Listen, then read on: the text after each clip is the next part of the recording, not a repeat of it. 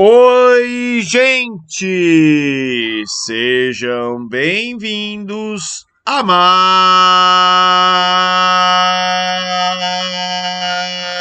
uma aula de geografia.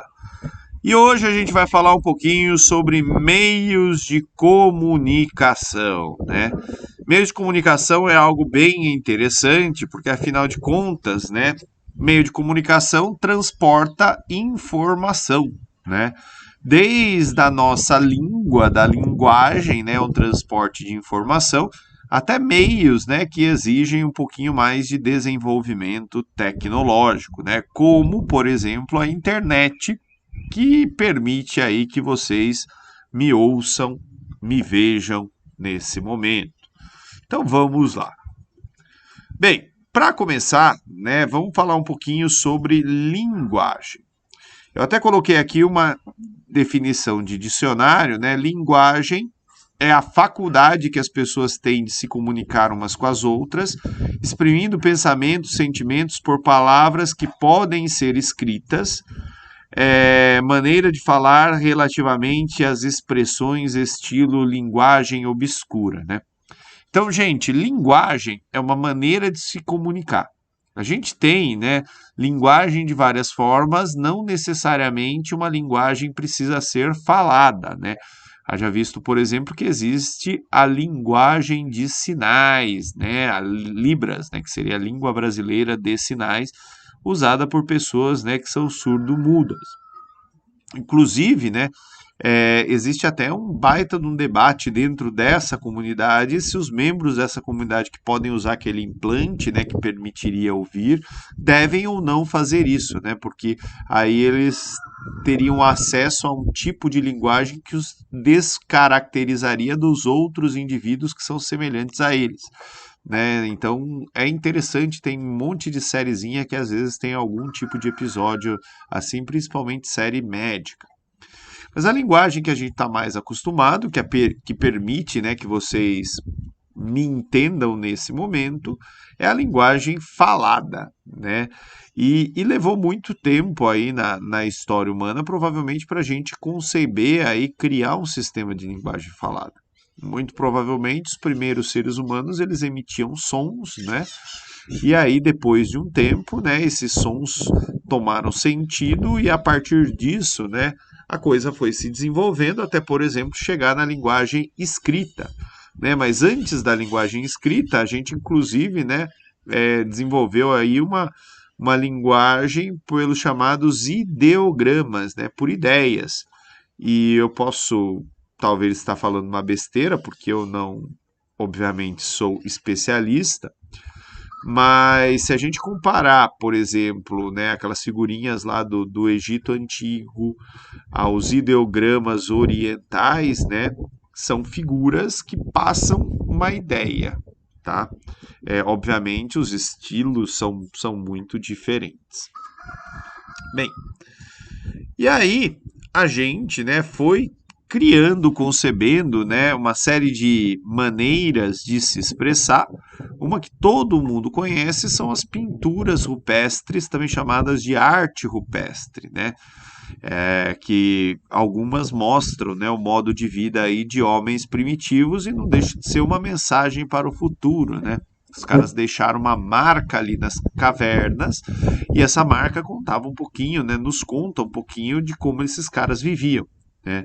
A linguagem escrita ela é ainda mais elaborada, já que permite, né, que informações sejam legadas aí por mais tempo, né, para as próximas gerações. Aqui tem os meios de comunicação primitivo, né? Todos eles necessitam de alguma linguagem, né? Que é um código para que o outro lado entenda, seja sinal de fumaça, seja mandar uma mensagem por pombo correio, né? Precisa de uma linguagem escrita nesse caso, ou aqui um código, né? Nuvem comprida, nuvem curta, né? Que poderia ser semelhante até à linguagem telegráfica, né? Que aliás também é uma linguagem. Bem, e aí, né, a linguagem ela serve para a comunicação e num determinado momento, né, se tornou importante enviar mensagens usando, obviamente, a linguagem. E aí que vai surgir os sistemas de correios, né? Sistema de correio não é algo recente, tá? Existe desde a antiguidade, toda a civilização mais ou menos organizada tinha correio, né? Principalmente quem mandava precisava ter um correio, né? Um faraó, um rei, um imperador, ele precisava se comunicar com os lugares onde ele não estava, né? Mandar a lei, mandar a ordem, cobrar imposto, enfim, né? É, a gente vai ter também, né, correios como algo bastante estratégico, né? Correio de guerra. Você manda um exército invadir um lugar, você precisa saber como estão indo as coisas, né? Se esse exército está precisando de ajuda, se é melhor preparar aí porque você vai tomar um contra-ataque, né? Então, assim, historicamente, o correio ele tem um papel bastante estratégico e os correios, obviamente, eles vão evoluindo de acordo com os meios de transporte, né? Esse selo aqui dos Correios Brasileiros é bem legal, que mostra que os tropeiros, uma carroça, um vagão de trem, né? Aqui um caminhãozinho antigo e, por fim, um... aqui tem o bonde e o que seria aqui um caminhão dos Correios, né? É, assim, correio, né? Tem algumas palavras que significam correio, estão associadas e estão ligadas aí ao nosso dia a dia, né? Correio significa mala ou pacote e da palavra correio, né? Em outros países, né? Por exemplo, ó, malé em francês, né? Mala ou saco, né? Irlandês. E aí vem aquelas palavras que a gente conhece, né? Mail ou e-mail, né? A carta eletrônica, né? No idioma inglês, aí vocês estão vendo, né? No século XIX, e-mail era mandar uma carta para o estrangeiro, né? Na época, provavelmente, que o Império Britânico tinha colônias em um monte de lugar. Daí tem também a palavra postan, né, que seriam cartas domésticas, no inglês ali do século XIX, da qual vem postar, post, né, do inglês. Ó, poster, colocar, pôr, né, e ponere, que seria pôr em latim, né, serviço postal, onde você vai lá, né, na agência do correio e posta a sua carta para que ele envie. Bem, enviar a carta de um lugar para outro, né, não é simples e pode dar, né, bastante trabalho, principalmente se tratando de países em lugares ou continentes diferentes. E por conta disso, né, aliás, antes disso, haviam acordos entre países onde, né, um permitia ou recebia, né, cartas do outro e reenviava cartas do outro. Aqui, ó, antes de 1874, haviam tratados postais, né, ou o encaminhamento.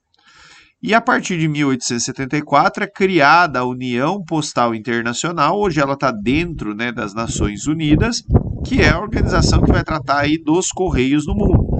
E dentre as regras estabelecidas, né, uma taxa fixa uniforme para enviar uma carta para qualquer lugar do mundo, né? Que seriam aí os selos, né?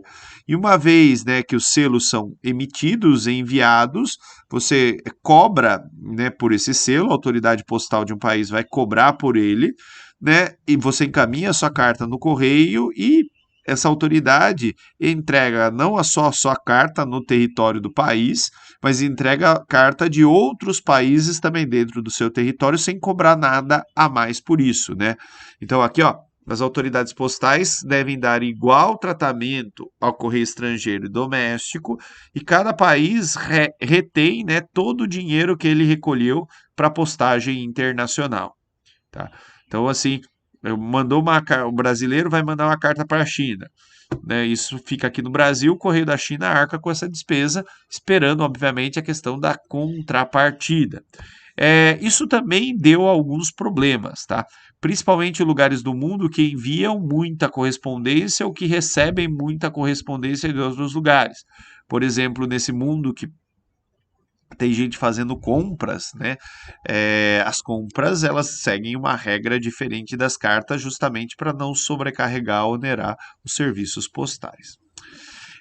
A gente tem também uma série de meios de comunicação modernos, obviamente todos eles também precisam de uma linguagem, e aí através desses meios, né, a gente vai ser informado ou, né, vai poder transmitir informações.